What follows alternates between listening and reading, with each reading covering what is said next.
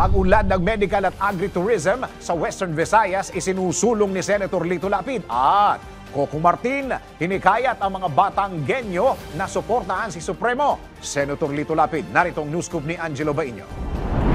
Nais ni re-election ni Senator Lito Lapid na palakasin ang turismo sa Western Visayas at ipinagmalaki ang likas na tanawin at local delicacy ng rehiyon. Bilang chairman ng Senate Committee on Tourism, tinukoy ni Lapid ang potensyal ng Panay at Guimaras Island na makahatak ng parehong lokal at international na mga turista. Suportado ni Lapid ang pagpapalawak ng medical tourism, agritourism at ecotourism na makakalikha ng trabaho at makakatulong sa lokal na ekonomiya. Binanggit din niya na ang pagpapalaganap ng medical tourism ay makakatulong sa pagpapanatili ng mga magagaling na doktor at nurse sa Pilipinas. Plano rin ng senador na magbigay ng suporta sa mga magsasaka at mangingisda sa Iloilo, Aklan, Antique, Guimaras at Capiz, kung saan ang Rojas City ay kilala bilang seafood capital ng Pilipinas. Samantala, personal na nakiusap ang aktor at direktor ng FPJ's Batang Quiapo na si Coco Martin sa mga Batanggenyo na iboto si Senator Lapid sa nalalapit na halalan 2025. Sa proclamation rally ng FPJ Panday Bayanihan Party List sa Malvar, Batangas, inilarawan ni Coco Martin si Senator Lapid bilang isang nirerespeto at itinuturing niyang ama, binigyang diin ang kabutihan, kababaang loob, katapatan at dedikasyon ni Lapid. Bilang tugon, ipinahayag ni Lapid ang kanyang suporta sa FPJ Panday Bayanihan Party List na pinangunahan ni Brian Paul Yamanzares, anak ni Senator Grace Poe. Ibinahagi rin ni Lapid ang mga alaala at malaking tulong ni Fernando Poe Jr. sa kanilang pamilya at inalala ang pagkamatay ng kanyang ama na si Jose Lapid na isang stuntman ni FPJ. Walang FPJ, walang Lapid sa pelikula at politika ayon kay Senator Lapid at binigyang diin ang malalim na ugnayan ng kanilang mga pamilya. Ang pagtitipon ay sinuportahan din ni Lavi Poe, isa sa mga anak ni FPJ. Si Lapid ay may akda ng Eddie Garcia Law na nagbibigay proteksyon at mga benepisyo sa mga manggagawa sa industriya na showbiz at media. Yan ang aking news scoop, Angelo Bainio. Nagbabalita ng tama, naglilingkod ng tama.